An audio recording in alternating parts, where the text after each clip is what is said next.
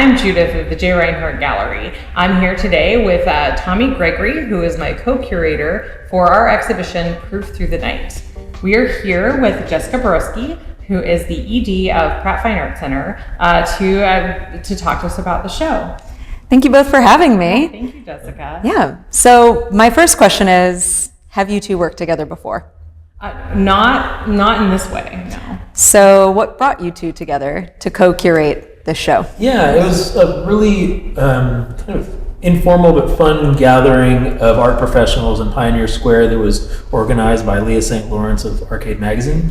And Judith and I, we of course knew each other beforehand, but we got to discuss a concept I was working on with a group show in Texas, in San Antonio, at a gallery called Flight Gallery. And then I was mentioning how I was trying to travel it to the Pacific Northwest and just having a hard time finding a fit, and you were really open. So he was talking about, a very political show of bringing together artists from this red state and this blue state and see what kind of conversations could be had. It's hard to find somebody who would want to have a political show in Seattle, and we were discussing how strange that is because Seattle is a very liberal and open and inclusive city. A lot of it is because we are a little safer in our art here, and having a political show is a bit of a risk, especially in a commercial space.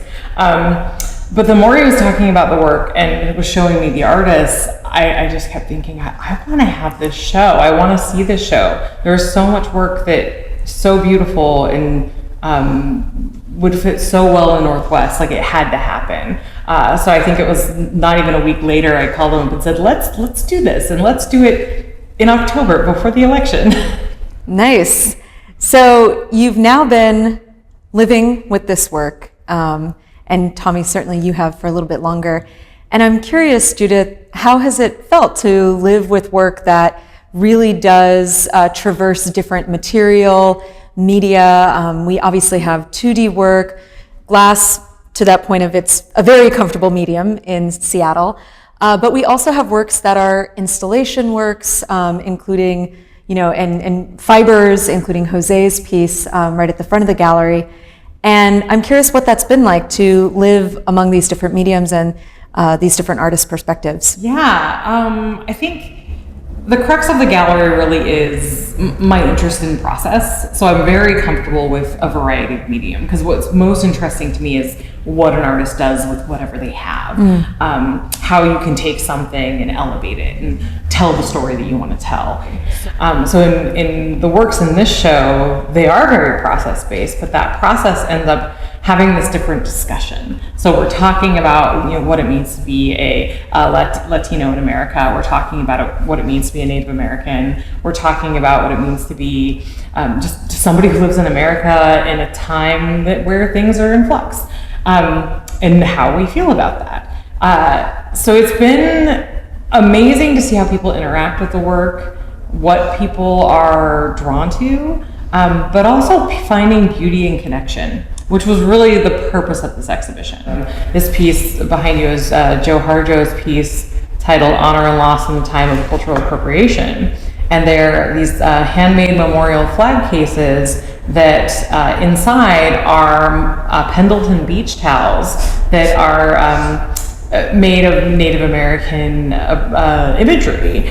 And he finds them kind of funny because it's the most commercial thing you can think of to put a Native American design on. But then, so you can look at it as just these beautiful designs, it's this beautiful piece, or you can take it a step further and go, oh, he's actually trying to reclaim these appropriated imageries.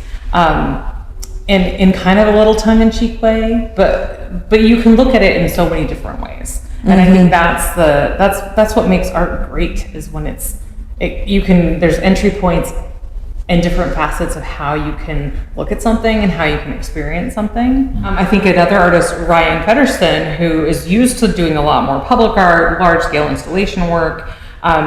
On the opposite spectrum, she had these wonderful prints that tells this story of how humanity came to be, which is, it's a story that outlives any other culture who has been in this country. So it was important to have those stories and tell those stories. And Tommy, what about you? Because you've lived with some of this work a little bit longer. It's kind of the beauty of the show is that the show in San Antonio and the show here in Seattle at J. Rinehart Gallery are not that. It showed that our ideas as artists and as people in this country, or some not in this country, were similar in so many ways. So it didn't feel like it was a giant departure. It actually made me feel way more happy to be in the art world, to be honest, and to be around works that one might consider challenging, and I just say they're just thought-provoking, and there's something that should make you kind of be like, oh, that's kind of what that's about. Oh, one thing about this exhibition is that, you know, the De La Torre brothers currently have an exhibition up at the McNay Art Museum. Jose Villalobos was in an exhibition at the Phoenix Art Museum. We have artists in this show who are quite literally museum level artists. And it's a rare opportunity to be able to show that level of artwork in a smaller commercial gallery space. So it's an honor to have these artists in this space.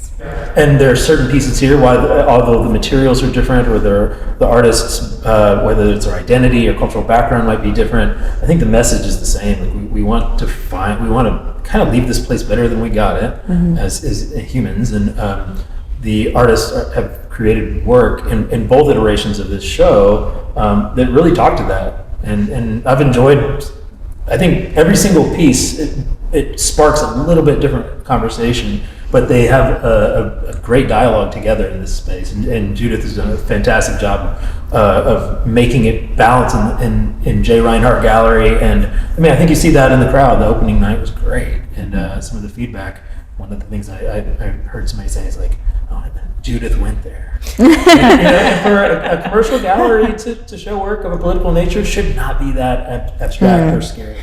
So I'm glad you did it. Yeah, I'm glad I did too. So we realize you're also composing a few artist videos for this exhibition, right? In part for that purpose, right? To really get the perspective of these different artists. And while we're seeing that process is going to come through. I'm curious, what is something that you two would like to share about the work from the position of a viewer, the position of someone coming in and being enveloped by these works, engaging with these works, that they may not otherwise understand or get just by watching the artist videos?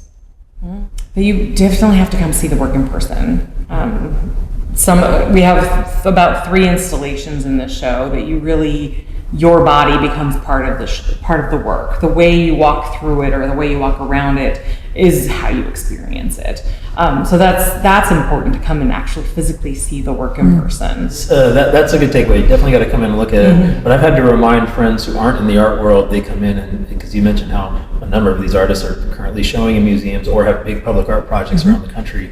Like, this is work you could take home with you. Yes. And I think that's important. Like all these artists, we're happy to make the work we make, but it's also something that anybody could take home and live with and study and pass down from generation to generation. That part is really important. So the artists from the South really wanted to show kind of their best work to a region a lot of them had never even visited. And then I think the artists here, like Romson was just in a residency at Pilchuck Glass School. Holly and Paul are both showing in a 2-person show together. This is a group of individuals who are super hungry and work so hard. They're prolific, and I think it's really awesome to see people showing together without a venue like this and without kind of a dialogue like this. They might not have ever been in the same proximity, and the conversations that people have to come in and walk between it. You're right. Like they have to walk between the pieces. They have to stand in front of the De La Torre brothers piece and see the complexities and the humor and the grit of some master glassworkers. And then in contrast to stand next to an Etzvedra and see a painter who's got an uncalculated amount of energy and also with a message. And they're pieces that I think that, again, standing in front of are more revealing and from piece to piece. So come into the gallery, walk through the show, look at the installation, and consider the rest. Yeah. Fabulous. Thank you both for speaking with me. And Judith, how long is the show on for? The show is titled Proof Through the Night, and it is on view in the gallery and online until November 16th. So come check it out. Wonderful. Yeah, thank you. Thank you.